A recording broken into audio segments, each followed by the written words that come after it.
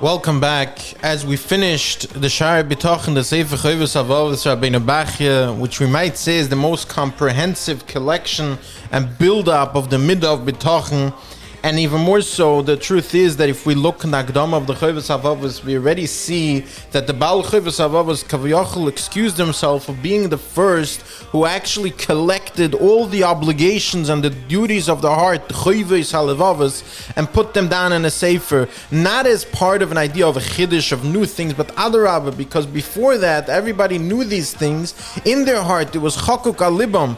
It was engraved in their hearts and minds. However, since the Deiris fell, the Chovas Halevovas felt that he has to put this information down in a sefer. Now, before we move on to go through the Divrei Achronim and Bitachon, I would like to go back a little bit and go through the other Rishonim who wrote not as much as the Baal Chovas Halevovas, but at least Parokim and Sha'arim within their Sfarim. And we will start with Rabeinu Avram ben Arambam, the son of the Rambam, which of course we know that the Rambam and the Igeres Rambam wrote incredible things, and some say that the Rabeinu Avram and Rambam was only 5 years old, or maybe he was 15 years old, but he was incredibly young when the Rambam already wrote on him, Hashem Yisbarach Noson Licheinu Bracha Mibirchas Mishanikra al Shemoy, Kaviyachol that Rabeinu Avram and Rambam had from the bracha and the chein from Avram Avinu, Mishahem Mishmoy Vehem Nisinosu Hu Yametz V'Yasmit V'Yarech Chayev V'Shnoisov, and he wrote on him Ku Ono V'Shavol Sheba Anoshim Mitzur V'Zatov Midoisov Bal Seichel Dak V'Teva. Incredible tiurim and titles that the Rambam wrote on his son, whether he was 5 years old or 15 years old, at an incredible young age.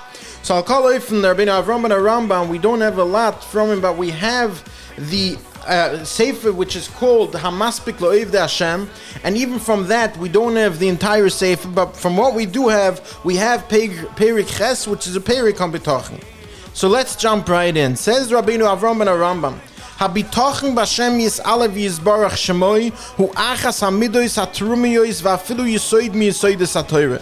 Says the Rabeinu Avram that the Bitachon is not only one of the incredible midos that a person has to get and achieve in this world, but actually Yisoid miyisoides haTorah. It's one of the foundations of Torah itself. And as we will see when we go through this Perek, Rabeinu Avram, in almost everything, you can see how he alludes to things that his father, the Rambam, wrote. And here too, he's alluding to that same idea that first the person has to get to the Yisoides haTorah in order to go through life, al pi Torah's Moshe.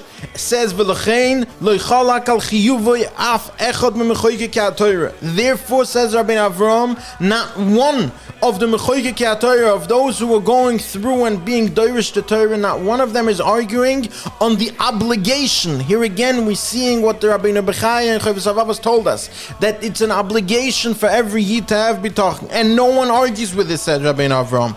V'ushaga aloshna klal k'moishe netua belev yichides gula. And here Rabeinu Avram is telling us that it's true that many people talk about it, but it's only engraved on Yichides Segula. It's engraved in the hearts of Yichides Segula, of course alluding to the fact that the Midas Habitachon, which Rabeinu Bachye taught us, the highest level brings a person to the level of Nevi'im and Bali Ruach HaKodesh. This, he says, is only Yichides Segula.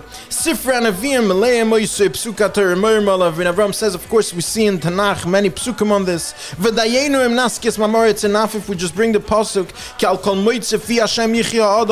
that we see that a person lives not on a shtadlis and not on effort and not on people and not on anything in this world, but only on moitze pi Hashem, on what Hashem says.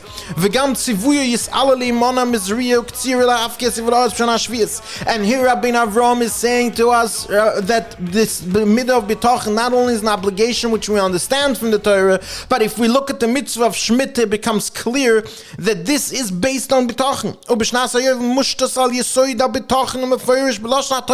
It's clear in the pasuk, says Rabeinu Avram. Because people might say, if I can't work on Shemitah, what am I going to eat? Says